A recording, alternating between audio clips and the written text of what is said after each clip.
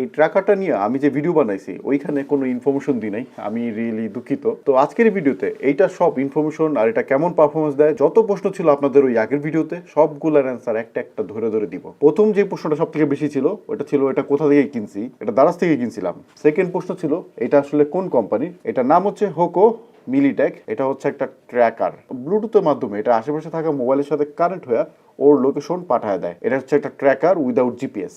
এখন কথা হইতেছে এইটার দাম কত নিছিল। এটার দাম নিছিল 800 টাকা। টোটাল হচ্ছে দারাজ থেকে আসতে আসতে প্রায় 900 টাকার মতো পড়ে গেছে। আর মেবি এখন দারাজে আপনারা 900 টাকাও পাবেন না, তার থেকে একটু বেশি পড়বে ডেলিভারি চার্জ নিয়ে, কারণ হইতেছে এটার রিসেন্টলি এটার দাম বাড়ছে।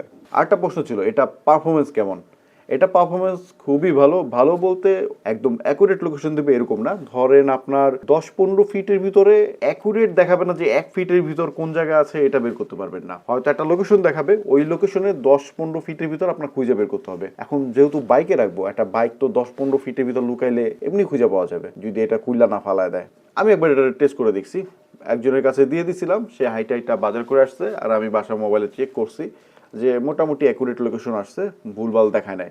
এখন অনেকে বলছে যে ভাই এটার আশেপাশে মোবাইল না থাকলে এটা কিন্তু লোকেশন দেখাবে না। কথা সত্য কথা, কিন্তু এখন বাংলাদেশের সব জায়গায় সবার পকেটে মোবাইল আছে। আচ্ছা, প্রথমে বলতে ভুলে গেছি, এটা হচ্ছে অ্যান্ড্রয়েডের, এরকম আইফোনেরও পাওয়া যায়, কিন্তু বাংলাদেশে আমার মনে হয় না আইফোনটা নেওয়া উচিত হবে, কারণ সবার পকেটে আইফোন থাকে না, কিন্তু অ্যান্ড্রয়েড ফোন কিন্তু সবার পকেটে থাকে। যেহেতু অ্যান্ড্রয়েড ফোন সবার পকেটে থাকে, এটা লোকেশনও পাওয়া যায় খুব সহজে। তো অনেকেই বলছেন এটা কিনা লাগবে। ভাই আমি বলবো যে দারাজ থেকে কিনে ফেলেন, আর এখনই কিনে ফেলেন, কারণ এটা দাম বাড়তেছে।